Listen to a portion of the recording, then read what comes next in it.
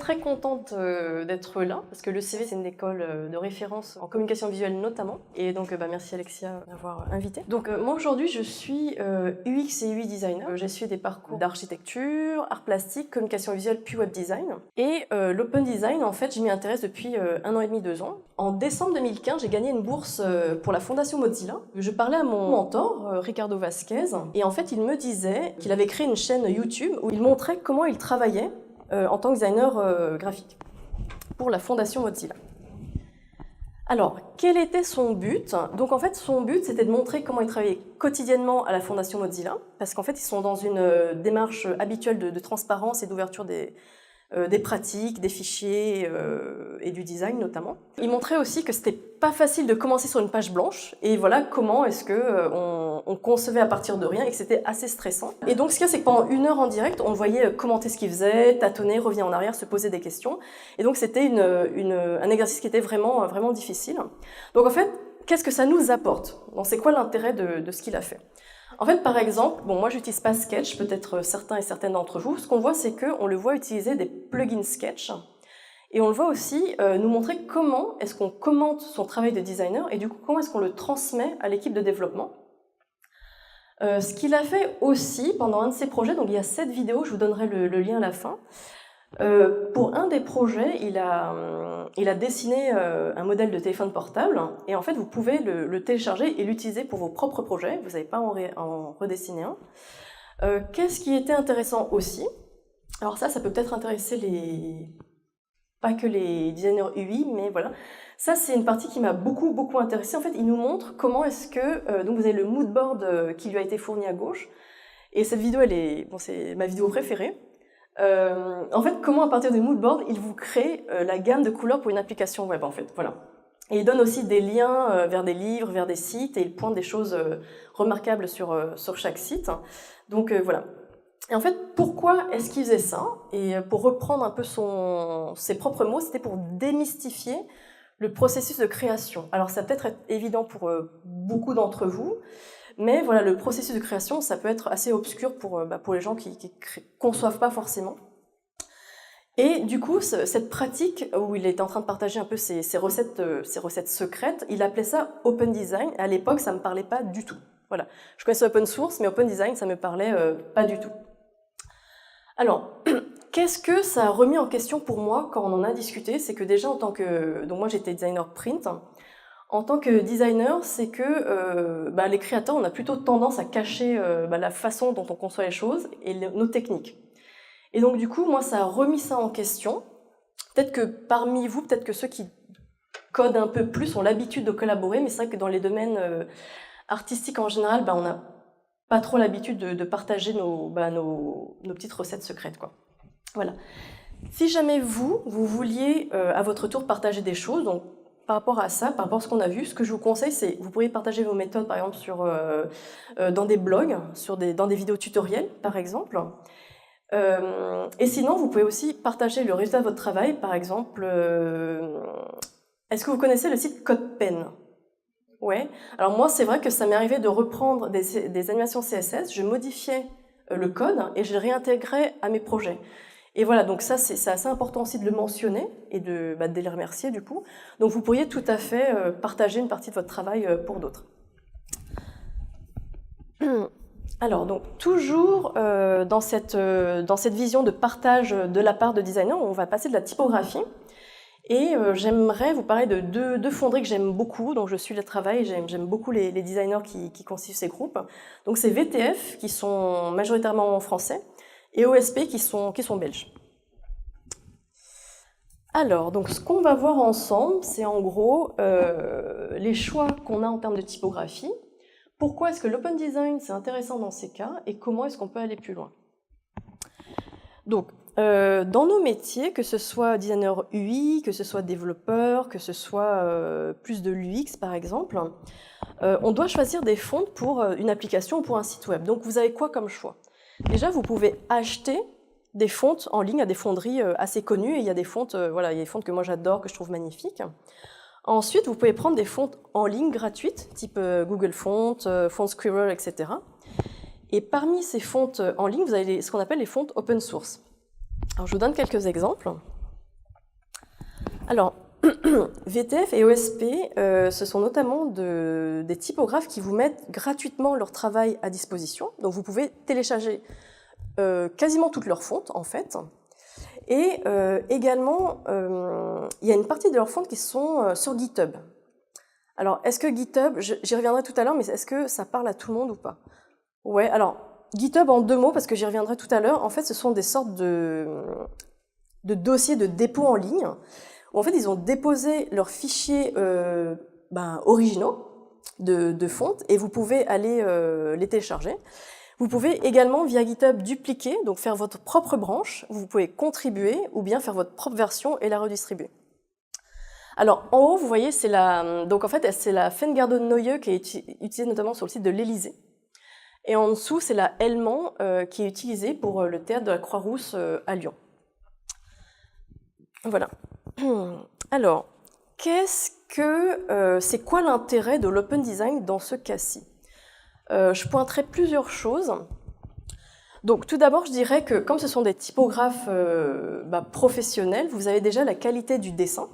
Voilà, donc comme dans tous les domaines, quel que soit votre domaine, quand vous maîtrisez votre domaine, en fait, vous apportez de la plus-value en fait au résultat de votre travail.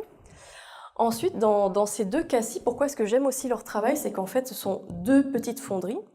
Et les typographes sont aussi des designers et des enseignants. Et en fait, ils ont une liberté totale, ils repoussent pas mal les limites de la conception notamment. Là, je vous montre un exemple de Open Source Publishing, qui est une fonderie belge. L'avantage aussi quand vous utilisez ces fontes, c'est qu'en fait, on lutte contre l'uniformisation. Parce que c'est vrai qu'on n'a pas toujours le choix, on n'a pas toujours le temps, mais on a tendance à prendre la fonte, donc la Roboto, l'Open 100 et la Source 100 Pro. La Roboto, ça tombe une fois sur 2. Hein. L'Open 100 aussi, ça tombe très très souvent. Et donc du coup, c'est une façon, comme vous voyez là, de lutter contre l'uniformisation, surtout pour ceux et celles d'entre vous qui comptent aller vers la direction artistique. Donc, en fait, c'est quoi les conséquences quand vous l'utilisez? D'abord, c'est un choix artistique fort de votre part quand vous c'est une de leurs fontes, parce que voilà, elles sont pas communes. Ensuite, une des autres conséquences, c'est que vous soutenez leur travail, tout simplement. Voilà, vous soutenez le travail de petites fonderies dans l'open source. Et l'avantage que je vois, c'est que comme vous pouvez réutiliser les fontes, contribuer et les redistribuer, en fait, ils font que vous devenez acteur et actrice de l'open source. Et ça, je trouve ça vachement, vraiment, vraiment intéressant. Voilà. Il y a un autre point qui peut être intéressant. Donc là, vous êtes en alternance. Vous serez peut-être amené à être employé en CD dans les sociétés dans lesquelles vous êtes en alternance. Mais je dirais que si jamais vous avez parfois des projets pour des associations, pour des organismes publics, ou si certaines d'entre eux comptent se lancer en freelance, quand il n'y a pas de budget, voilà, quand vous n'avez pas d'argent pour acheter une fonte, c'est une bonne alternative. Allez jeter un œil un peu pour voir s'il y a des choses qui peuvent être utilisables pour ne serait-ce que vos projets personnels. Donc ça, c'est un des avantages que je vois à leur boulot. Alors, qu'est-ce que ça apporte de plus? Juste, est-ce que parmi vous, il y a des gens qui connaissent VTF? Non? Ouais, un petit peu. Alors, il y a peut-être des choses que je vais dire là qui vont être connues de vous. OSP, ça vous parle? Non? Ok, dans OSP, ça va vous parler un petit peu moins. Alors, donc, du coup, qu'est-ce que ça apporte de plus dans ces cas-là? C'est qu'en fait, ces 2 fonderies donnent aussi des workshops, notamment. Donc là, c'est celui de VTF de l'année dernière, auquel j'ai pas pu aller, qui s'appelle donc Font Funk Fork. Et vous arriviez et vous faisiez votre propre version de la Cooper E8. Donc en fait, ils vous accompagnent pendant 2 jours. Et le dimanche soir, il y a une restitution. Donc là, on voit quelques... Et à tout hasard, il y a des gens qui y étaient? Non, pas du tout. Ok, donc on voit quelques résultats là. Et donc, si vous avez des bases en dessin de caractère, je vous invite très très très fortement à y aller. Il y en a un par an seulement, donc le prochain ça va être en juin, j'essaierai d'y être. Donc je vous y verrai peut-être. Ensuite, si vous n'avez pas de base en dessin et que la typo vous intéresse, je vous invite à y aller, juste à regarder tout simplement, éventuellement discuter avec eux. Et en fait, c'est comme ça que j'avais fait il y a 2 ans déjà, comme ça que j'avais découvert leurs ateliers.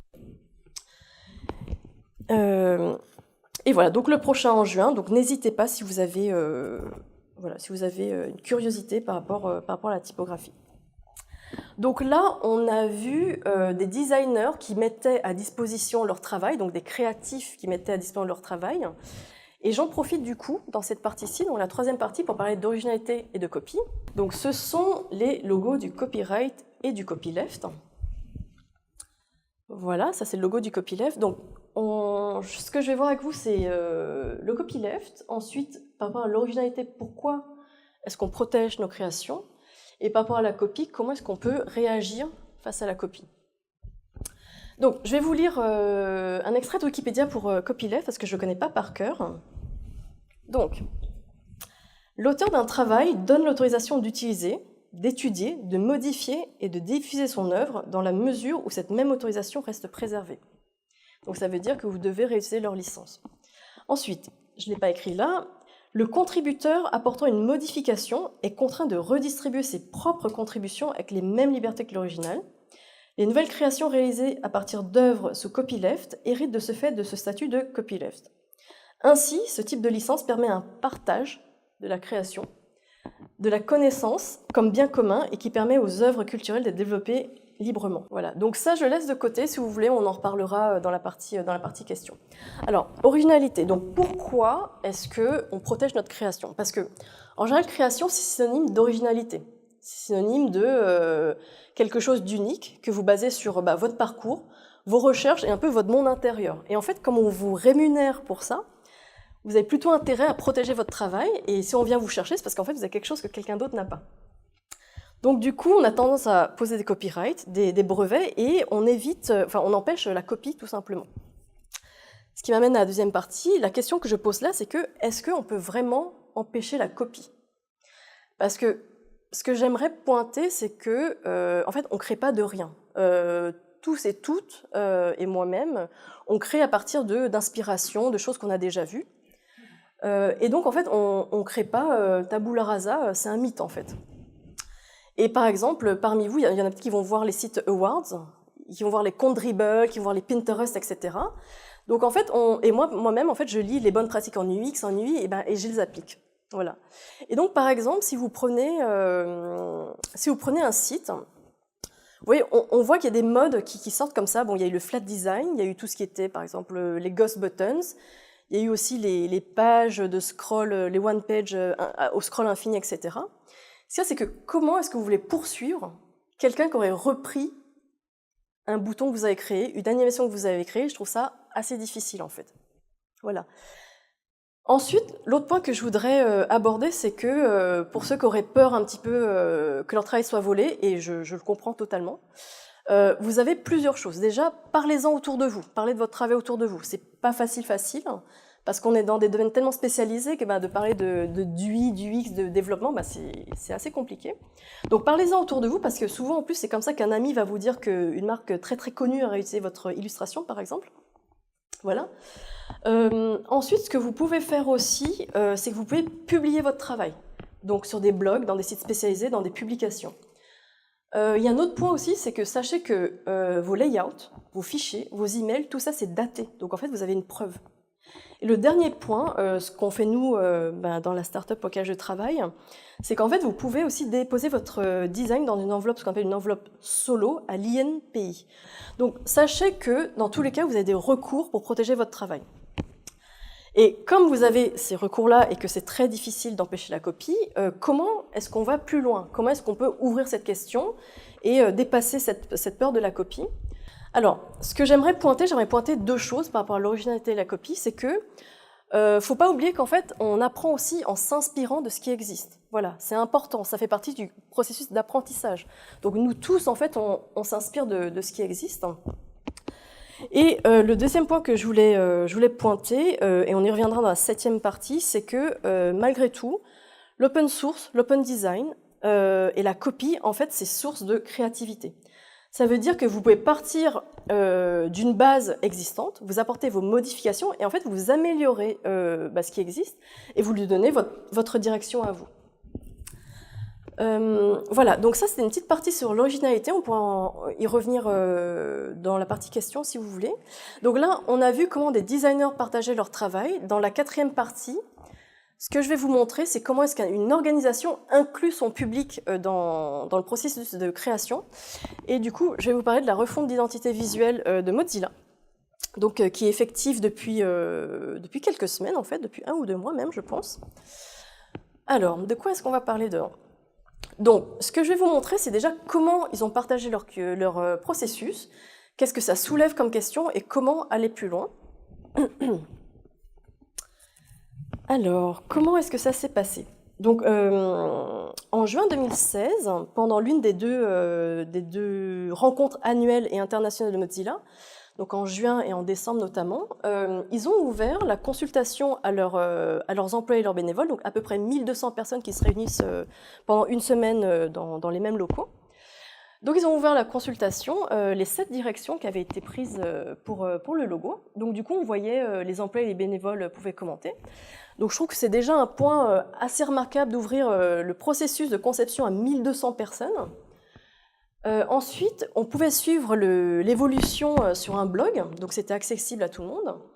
Et le 3e point, c'est qu'en fait, ils avaient décidé d'ouvrir les 7 propositions aux commentaires. Donc c'est assez particulier aussi.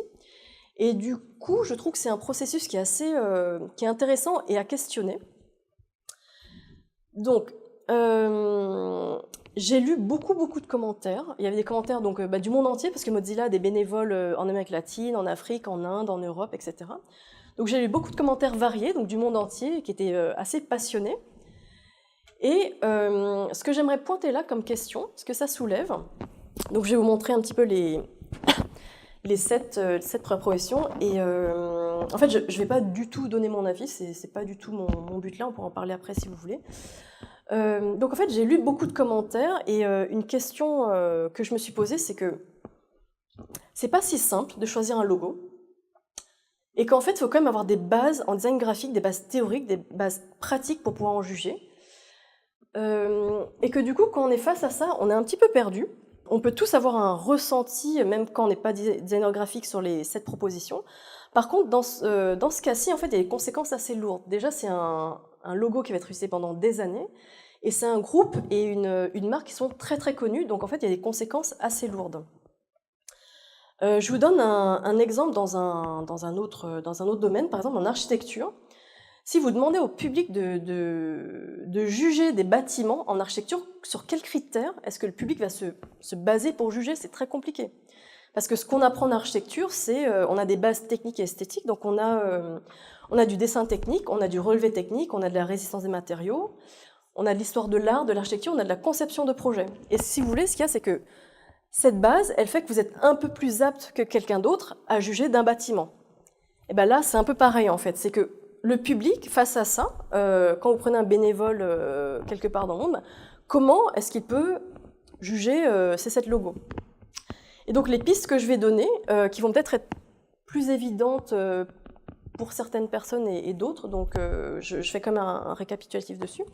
Donc par exemple, comment est-ce qu'on pourrait les aider? Voilà, donc comment les aider à juger ces 7 propositions? Donc du coup, si je reviens dessus, ce qu'on peut se demander quand on est designer graphique, qu'on est devant, c'est que déjà, voilà, quand on voit ça, on se dit déjà, est-ce que ça marche en petit? Est-ce que ça marche en grand? Est-ce que ça marche en noir et blanc et en couleur? Est-ce que ça marche pour du print? Est-ce que ça marche pour du web? Rien que ça, j'ai déjà mes réponses en fait. Alors quels sont tous les sens qu'on peut lire dans ces 7 propositions?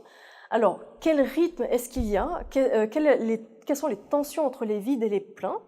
Comment ça s'inscrit dans l'histoire du design graphique? Est-ce que ça apporte réellement quelque chose? Est-ce que c'est quelconque? Est-ce que c'est du déjà vu? Voilà. Et une question très importante pour vous, notamment qui êtes déjà en alternance et dans le monde professionnel, est-ce que ça répond à la demande de votre client? Très important. Parce que ce qu'il y a, c'est qu'il y a Mozilla, il y a ses employés, mais aussi les bénévoles et dans le monde entier, et ce sont des profils très différents. Donc voilà, donc c'est pas évident quand on est face à ça.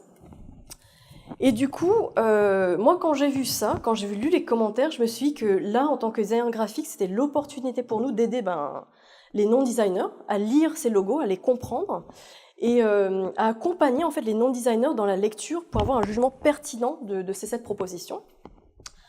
Et quand j'ai appris ce processus, quand j'ai lu les commentaires, je me suis dit qu'en fait, ça confortait l'idée que j'avais d'une éducation visuelle en fait et critique, et une sorte de boîte à outils. Donc en fait, une sorte d'aide visuelle qu'on mettrait en place pour aider les non-designers, pour les accompagner, pour qu'ils puissent avoir des jugements pertinents par rapport aux 7 propositions.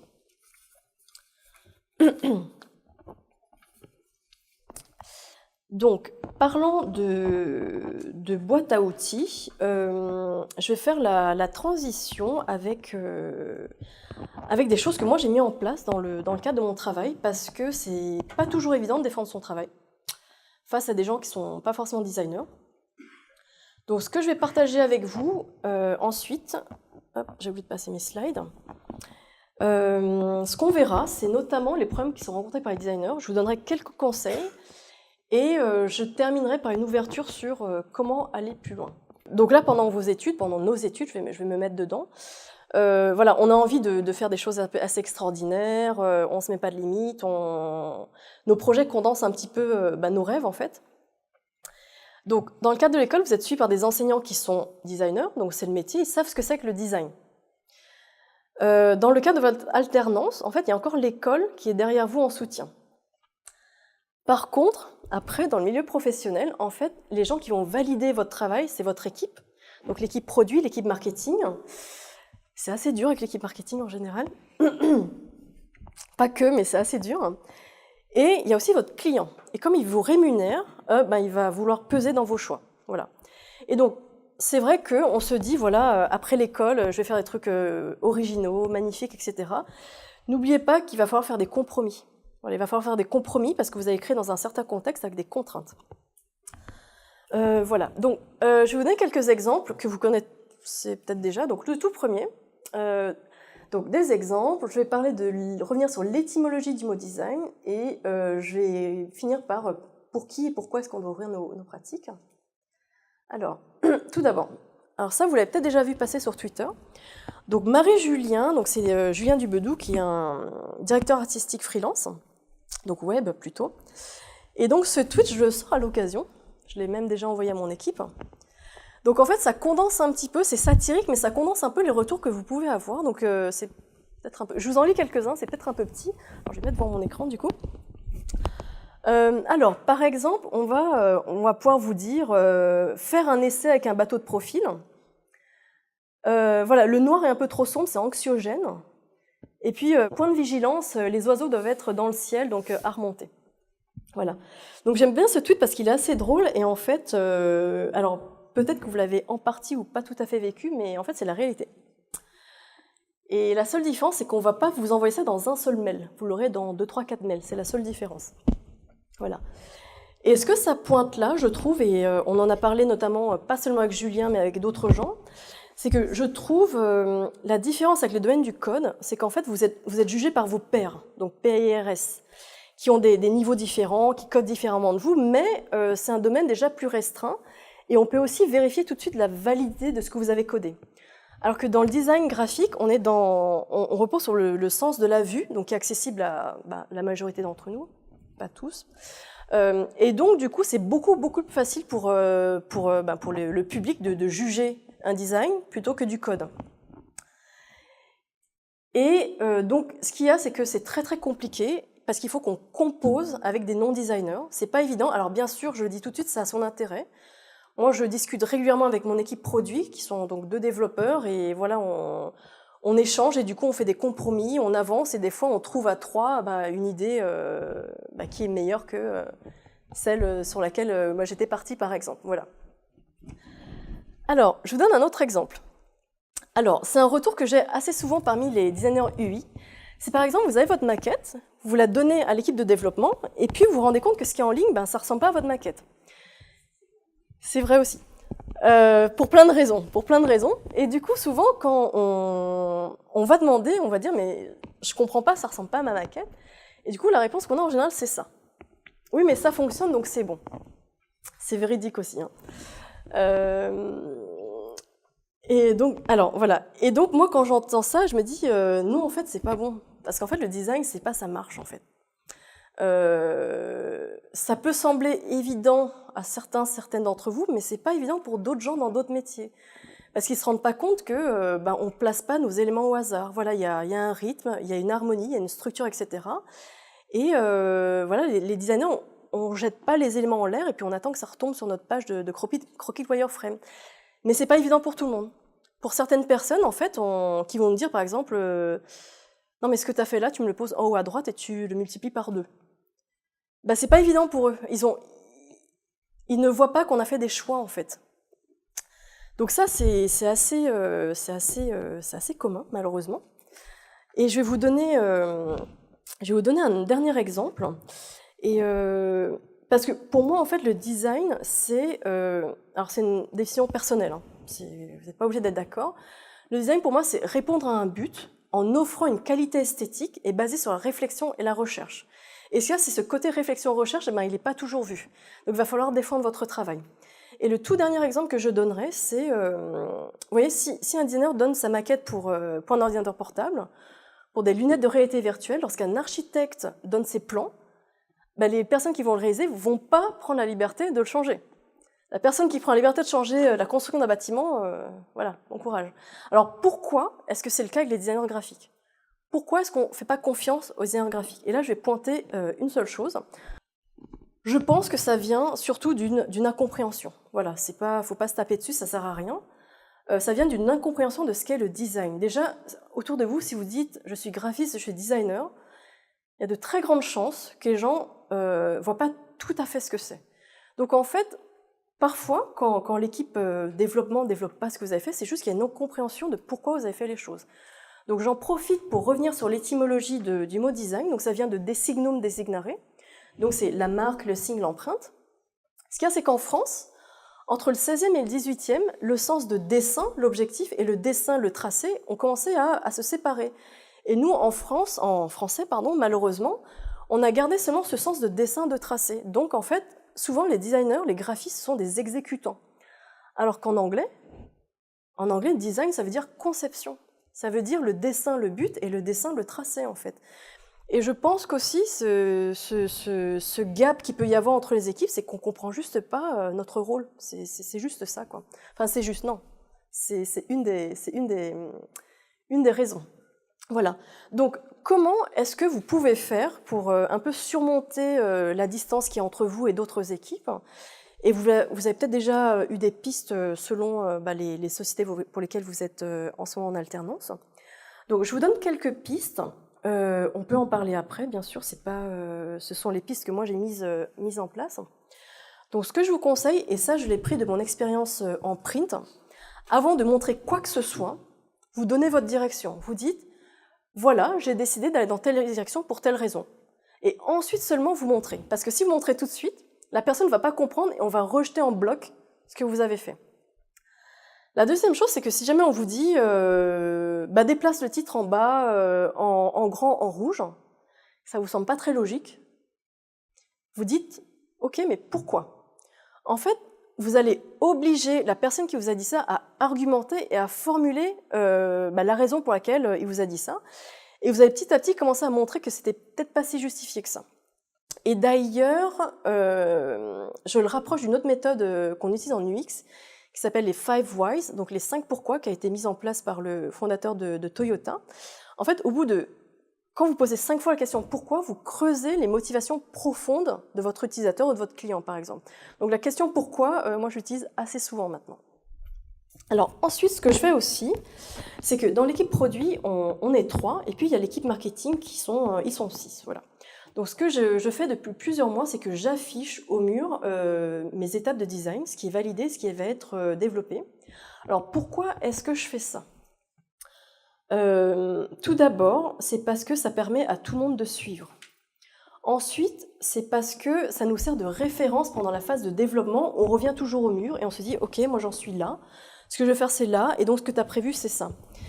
Et il y a une autre raison qui est assez importante, je trouve, c'est que ça permet aux gens de ne pas découvrir ce que vous avez fait une fois que c'est en ligne.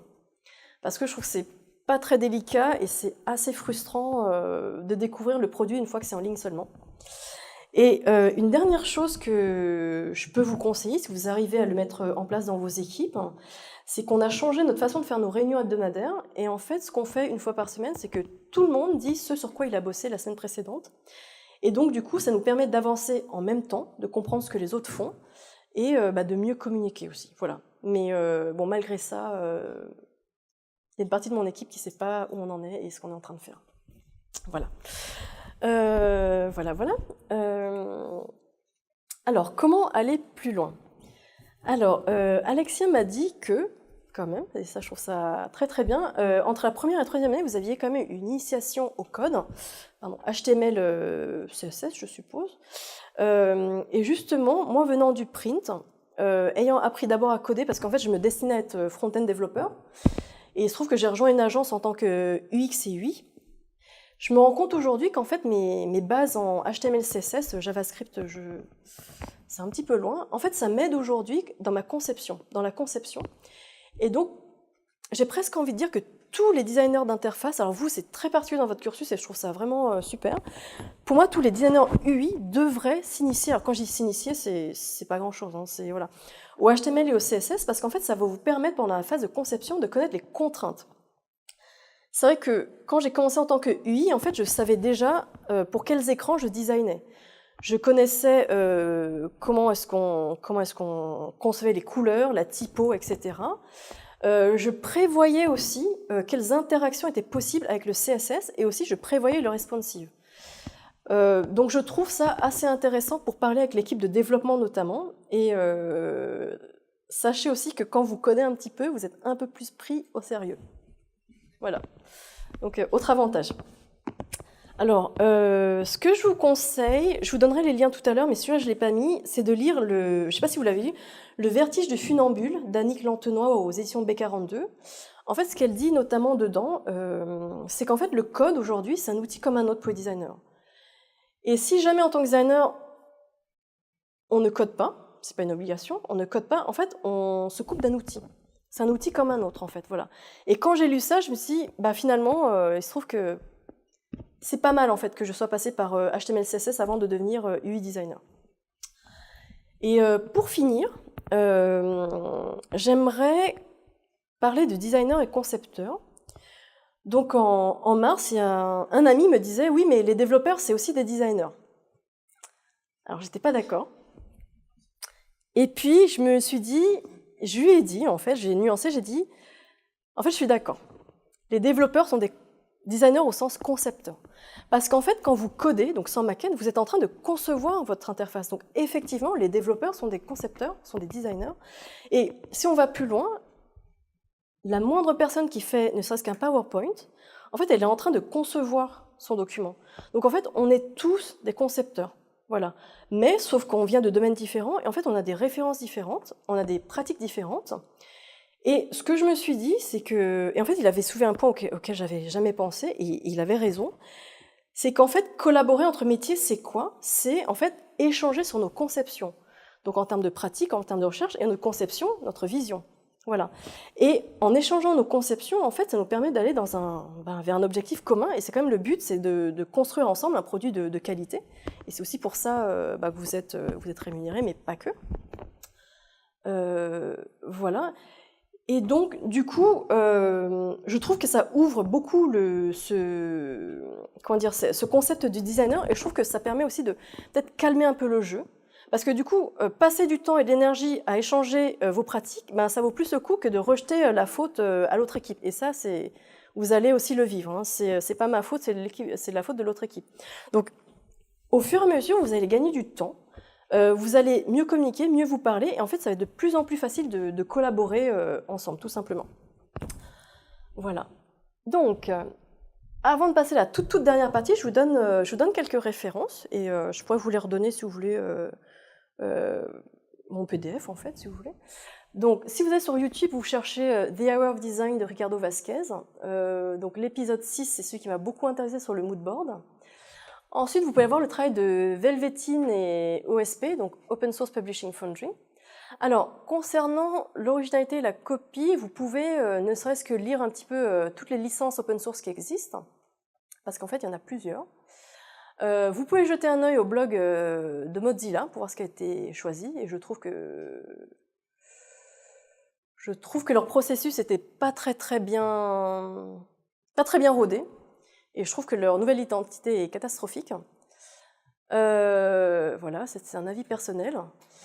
Et ensuite, pour la dernière partie, moi j'ai un livre qui est vraiment assez bien fait, c'est Les principes universels de design, qui existe aussi en français. Je vous propose aussi d'aller revoir un petit peu tout ce qui est théorie de la Gestalt pour pouvoir l'exposer tout simplement aux autres équipes. Et donc Annick Lantenoy, c'est Le vertige du funambule aux éditions B42. Alors, c'est pas tout à fait fini. Voilà. Donc ce que je me suis dit, pour pas faire une conférence trop longue d'1 heure, c'est que je vais pointer 3 éléments. Alors, qui a entendu le nom GitHub ou vu le logo? N'hésitez pas, c'est juste pour moi. Hein. Bon, ça va, tout le monde quasiment. Alors, qui a déjà consulté un projet sur GitHub? Consulté seulement. Ok, donc vous avez déjà consulté un repository, ouais, pas mal, beaucoup quand même. Qui a déjà contribué? Ok, c'est plus compliqué. C'est plus compliqué. Alors, la question que j'ai pour vous, c'est que dans le cas de VTF ou ESP, si jamais, en fait, c'est pas si jamais, c'est ils ont des fonds qui sont disponibles sur GitHub, est-ce que ça vous intéresserait de les reprendre et de les intégrer à vos propres projets en les modifiant? Ça, c'est la question pour la typographie et pour les designers. Ensuite, pour toutes les personnes qui codent, est-ce que vous l'avez déjà fait? Est-ce que ça vous intéresserait de dupliquer, on dit aussi forker, une branche, faire votre propre version et du coup contribuer à un projet? Sachant que pour ceux et celles qui se dirigent vers le développement, GitHub c'est une très bonne carte de visite parce qu'en fait on voit vos contributions et c'est un très bon CV en fait. Et du coup c'est pour ça que j'ai mis l'image du tweet à gauche, ça a pas mal circulé il y a quelques mois. Ça c'est un tableau de contribution très chargé, quelqu'un qui contribue beaucoup. Voilà, donc c'était un peu un private joke sur Twitter pour ceux qui comprenaient. Mais voilà, donc les questions que je lance, c'est est-ce que vous seriez prêt à dupliquer, à modifier un projet sur GitHub et éventuellement à contribuer à un projet? Alors, ensuite, on passe à du print, mais ça peut être intéressant. Donc, ce que je vous présente, c'est le travail d'un ami qui est designer et qui est à Bruxelles. Donc, en fait, donc lui s'intéresse depuis longtemps à l'open source, donc à tout ce qui est code ouvert. Donc, en fait, en 2011, il a créé un meuble qui s'appelle le book à la fois pour l'animal et à la fois pour les livres, parce qu'en fait, c'est une petite bibliothèque, en fait, où on pouvait ranger et poser un livre dessus. Donc, en 2011, il a créé ce book, et en fait, il a créé une version plus petite qui s'appelle le booktieu. En fait, le tieu en flamand et en néerlandais, ça qualifie ce qui est plus petit. Et en fait, le booktieu, ce qu'il a fait, c'est qu'il a open sourcé les plans. Donc si vous allez sur le site de LibreObjet, et je vous le conseille parce qu'il y a énormément de choses, dont des projets de Mathieu Gabiot, et quand vous allez sur le site, vous avez envie de faire tous les meubles qu'il y a sur le site. Et peut-être pour certaines d'entre vous, il y a notamment un présentoir qu'il a open sourcé, qu'il a fait pour une expo notamment. Un présentoir assez pratique si vous devez montrer vos projets. Voilà, donc allez jeter un œil. Et les questions que j'ai, du coup, c'est est-ce que vous seriez intéressé pour reprendre ce travail? Et qu'est-ce que vous apporterez comme modification? Et si non, qu'est-ce que vous défendez? Et je vais vous parler d'open source design. Par rapport à une table ronde qui s'est tenue en février au Reset. Donc le Reset, c'est un hackerspace qui est près de Beaubourg. Et en fait, à l'initiative d'une designer et typographe, on a lancé la première table ronde autour de l'open source design. Et en fait, le but, c'était de faciliter la contribution à des projets libres. Donc quand je dis projet libre, c'est ne serait-ce que Framasoft, par exemple. C'est un exemple. Est-ce que vous voulez que je redétaille un peu les services de Framasoft? Framasoft, en fait, produit des services en ligne qui sont libres et gratuits. Par exemple, ce qu'on appelle le Framapad, c'est juste pour prendre des notes. Vous avez le Framacalc, qui correspond à Excel. Vous avez aussi le Framatalk, que j'utilise maintenant, qui correspond à Skype. Vous avez juste l'URL à copier-coller, et vous appelez n'importe qui. Qu'est-ce que j'utilise aussi? Et si vous voulez ne pas essayer WeTransfer, il y a le Framadrop. Voilà. Donc c'est juste pour resituer.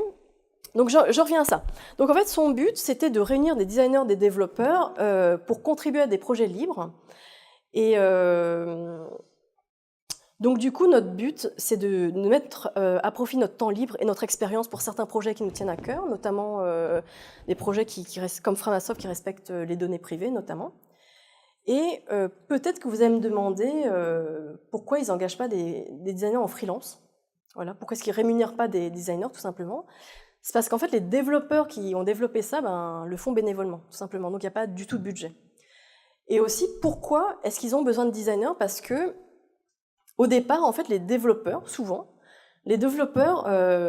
codent un produit pour des développeurs. Donc là, il n'y a pas de problème. On est à un même niveau technique, il n'y a aucun souci. Par contre, quand vous êtes Ubuntu, quand vous êtes Framasoft et que vous voulez vous ouvrir au public, eh ben, il y a un vrai problème un travail sur l'ergonomie à faire, l'expérience utilisateur et l'interface. Donc nous, en fait, notre but, c'est d'aider des projets auxquels on tient, juste pour qu'ils soient plus accessibles au public. Voilà.